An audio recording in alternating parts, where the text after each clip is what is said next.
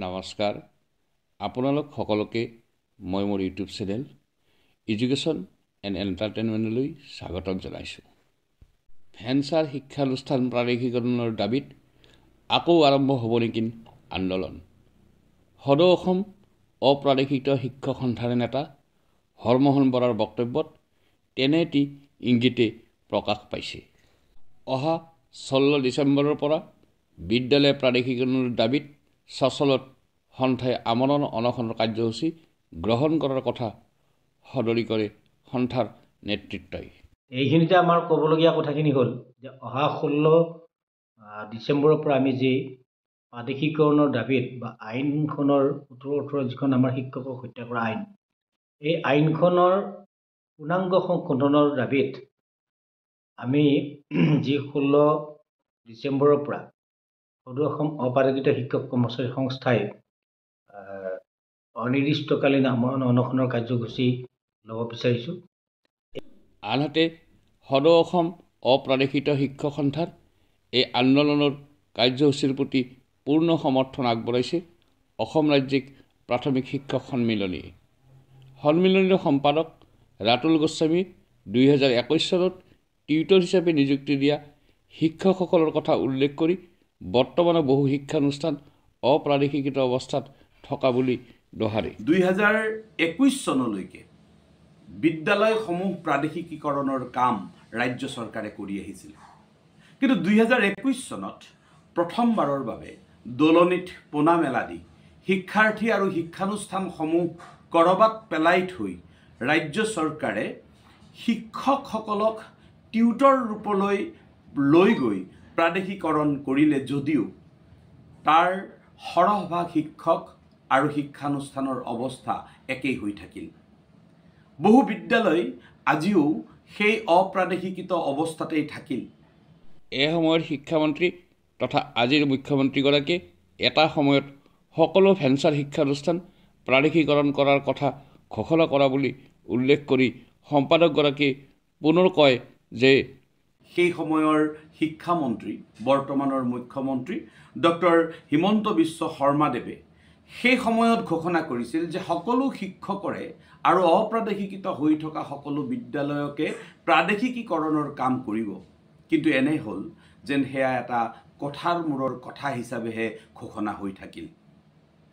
কিন্তু সেই বিদ্যালয়সমূহ প্ৰাদেশিকৰণ নোহোৱাৰ ফলত ৰাজ্যখনত বহু শিক্ষকে আজিও অপ্ৰাদেশিকিত বিদ্যালয়ত কৰ্মৰত হৈ ৰাজ্যৰ শিক্ষা ব্যৱস্থাত সহযোগ কৰি আহিব লগা হৈছে।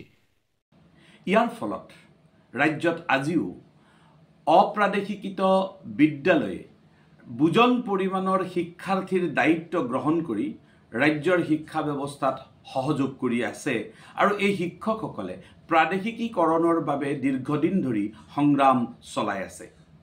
সদৌ অসম অপ্ৰাদেশিকিত শিক্ষক সন্থাৰ আন্দোলনৰ কাৰ্যসূচীৰ প্ৰতি পূৰ্ণ সমৰ্থন থকা বুলি উল্লেখ কৰি অসম ৰাজ্যিক প্ৰাথমিক শিক্ষক সন্মিলনীৰ সম্পাদক ৰাতুল গোস্বামীয়ে চৰকাৰক এই সম্পৰ্কত প্ৰয়োজনীয় পদক্ষেপ লোৱাৰ বাবে আহ্বান জনায়।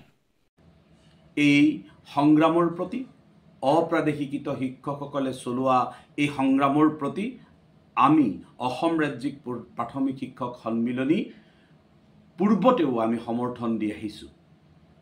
আমি মাননীয় শিক্ষামন্ত্ৰী মহোদয়ক অনুৰোধ জনাম, শিক্ষকসকল ৰাজপথত ওলোৱাৰ পূৰ্বেই তেখেতসকলৰ সৈতে আলাপ আলোচনাৰ জৰিয়তে সমস্যাটো সমাধান কৰক। আমি অপ্ৰাদেশিকিত শিক্ষকৰ এই সংগ্ৰামৰ প্ৰতি আগতেও সমৰ্থন আছিল, এতিয়াও আছে, ভৱিষ্যতলৈও থাকিব, যিহেতু এই শিক্ষক শিক্ষয়িত্ৰীসকলেই এই অপ্ৰাদেশিকিত শিক্ষানুষ্ঠানসমূহৰ মাজেৰে ৰাজ্যৰ শিশুসকলৰ শৈক্ষিক বিকাশৰ ক্ষেত্ৰত বলিষ্ঠ ভূমিকা গ্ৰহণ কৰি আহিছে। ইফালে সদৌ অসম অপ্ৰাদেশিকিত শিক্ষক সন্থাৰ বহু সদস্যই সন্থাক বিভিন্ন দিশত পূৰ্ণদমে সহায় সহযোগ নকৰা বুলি সন্থাৰ নেতা হৰমোহন বৰাই ক্ষোভ প্ৰকাশ কৰে। আপোনালোকে যদি ভাবিছে যে হৰমোহন বৰা আৰু লগত থকা যি 200, 100 বা 400, 500 শিক্ষক আছে তেওঁলোকে আন্দোলন কৰক আৰু আমি আন্দোলনটো নাযাওঁ, সহযোগো নকৰোঁ, তেওঁলোকৰ প্ৰাদেশিকৰণ হ'লে আমাৰো প্ৰাদেশিকৰণ হ'ব। এনে কথাবিলাক মনৰ পৰা এতিয়া আঁতৰ কৰি পেলাওক। আনহাতে বহুতে তেওঁলোকৰ দাবীক উপহাস কৰাৰ লগতে সন্থাৰ অন্তৰ্ভুক্ত শিক্ষকসকলক বিপথে পৰিচালিত কৰিব চেষ্টা কৰা বুলি অভিযোগ কৰি সন্থাৰ সকলো সদস্যকে অহা 16 ডিচেম্বৰত সদলবলে ওলাই আহিবলৈ তেওঁ আহ্বান জনায়।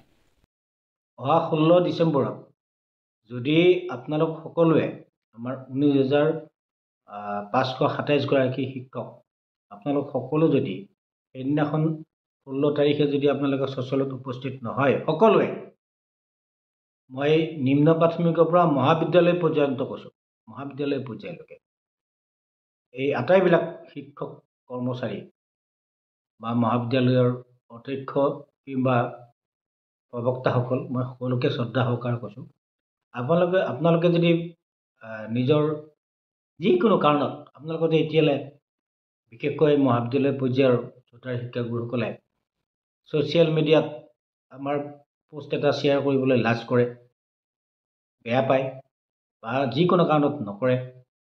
আমি দেখিছোঁ বহুত শিক্ষকে, হাইস্কুল শিক্ষকে বা অন্যান্য শিক্ষকসকলে এই নিজৰ যিটো বিষয় প্ৰাদেশিকৰণৰ যিটো সমস্যা, এই সমস্যাটো অকণমান হাইলাইট কৰিবলৈ নিবিচাৰে। নিজৰ একাউণ্টত, ফেচবুক একাউণ্টত আমাৰ মেছেজ এটা শ্বেয়াৰ কৰিবলৈ নিবিচাৰে। যদি এনেকুৱাই কৰি থাকে আপোনালোকে, তেতিয়াহ'লে জানি থ'ব যে আগন্তুক যি বিধানসভাৰ অধিৱেশন আহি আছে, বাজেট অধিৱেশন মাৰ্চত, তাৰ আগত যদি আমি চৰকাৰক প্ৰত্যাহ্বান জনাই যিকোনো পৰ্যায়ত ছ'চিয়েল মিডিয়াতে হওক বা সংবাদ মাধ্যমতে হওক কিংবা আন্দোলন বা প্ৰত্যাহ্বান জনাই হওক, যদি আমি এটা বিশেষ পৰিৱৰ্তন আনিব নোৱাৰোঁ বা বিশেষ প্ৰত্যাহ্বান সৃষ্টি কৰি যদি চৰকাৰক বাধ্য কৰিব নোৱাৰোঁ, তেতিয়াহ'লে আমি প্ৰাদেশিকৰণ বিচৰা কথাটো মানে পৰ্বতত কাছ কণী বিচৰাৰ নিচিনা হ'ব। আৰু ইতিমধ্যে চৰকাৰে কিন্তু সকলো দিশৰ পৰাই ভেঞ্চাৰ স্কুলখিনিক ধ্বংস কৰাৰ কাৰণে বিভিন্ন ধৰণে ষড়যন্ত্ৰ চলাই আছে। আৰু যে এই কথাখিনি আপোনালোকে বুজি নাপায়, যদি ওলাই নাহে, তেতিয়াহ'লে 16 তাৰিখে আমি চাম যে কিমান শিক্ষকে এই কাৰ্যসূচীত অংশগ্ৰহণ কৰিছে। অহা 16 ডিচেম্বৰত সন্থাৰ সকলো সদস্যই দলে বলে ওলাই আহি আন্দোলনত যোগ দিলে পিছদিনাই চৰকাৰে তেওঁলোকৰ দাবী মানি ল'বলৈ বাধ্য হ'ব বুলি বৰাই উল্লেখ কৰে। আহ্বান জনাইছোঁ যে 16 ডিচেম্বৰত আপোনালোক সকলোৱে দলে বলে আহি আমাৰ এই অনশন কাৰ্যসূচীত অংশগ্ৰহণ কৰক। আৰু মই আপোনালোকক কথা দিছোঁ যে 16 ডিচেম্বৰৰ দিনা যদি আপোনালোক সকলোবিলাক শিক্ষক, প্ৰত্যেকজন শিক্ষক যদি আহি অনশনত বহে, তেতিয়া ছেকেণ্ড ডে আমি বা আপোনালোকে চৰকাৰৰ পৰা এটা ভাল খবৰ পাব। চৰকাৰক বাধ্য কৰাব পৰা পৰিকল্পনাখিনি আমি কৰি ৰাখিছোঁ। তাৰ কাৰণে কিন্তু আপোনালোকৰ 100% সহযোগিতা আমাৰ প্ৰয়োজন আছে। সদৌ অসম অপ্ৰাদেশিত শিক্ষক সন্থাৰ এই আন্দোলনৰ প্ৰতি কাৰোবাৰ ইচ্ছা বা সমৰ্থন নাথাকিলে দৰকাৰ হ'লে অংশগ্ৰহণ কৰিব নালাগে বুলি উল্লেখ কৰি সংগঠনৰ নেতা বৰাই পুনৰ কয় যে কোনো কাৰণতে যেন কোনেও শিক্ষকসকলক বিপথে পৰিচালিত কৰিবলৈ চেষ্টা নকৰে। যে আন্দোলনৰ 16 তাৰিখৰ ঠিক আগে আগৰ কাৰ্যসূচীবিলাকৰ দৰে যদি কোনোবা সংগঠনে আমি অমুক সন্থাই কাৰ্যসূচী একো লোৱা নাই, গতিকে অমুক শিক্ষকবিলাক এই কাৰ্যসূচীত মানে উপস্থিত নাথাকিব, এনেকুৱা ধৰণৰ শিক্ষকবিলাকক হতাশগ্ৰস্ত কৰা বা বিপথে পৰিচালিত কৰা কোনো যাতে মেছেজ নিদিয়ে, মই তাৰ কাৰণে সকলোকে আহ্বান জনাইছোঁ। আপোনালোকৰ যদি নীতি আদৰ্শত যদি কাৰোবাৰ আমাৰ এই সংস্থাটোৰ লগত অমিল আছে, যি 2-4জন ব্যক্তিৰ অমিল আছে, আপোনালোকে দৰকাৰ হ'লে আহিব নালাগে, আপোনালোক ঘৰতে থাকিব। কিন্তু শিক্ষকসকলক বিপথে পৰিচালিত নকৰিব। এই কথাখিনি মই আপোনালোকক সদৰি কৰিলোঁ। আমিও বিচাৰোঁ চৰকাৰে এই দুৰ্ভগীয়া শিক্ষকসকলৰ দাবীসমূহ মানি লওক। জ্ঞানৰ পোহৰ বিলাই অহা এই শিক্ষাগুৰুসকলৰ পেটত এমুঠি অন্ন দিয়াৰ ব্যৱস্থা কৰি চৰকাৰে তেওঁলোকক পুনঃ জীয়াই থকাৰ ক্ষেত্ৰত এক ফলপ্ৰসূ ব্যৱস্থা গ্ৰহণ কৰক। ধন্যবাদ।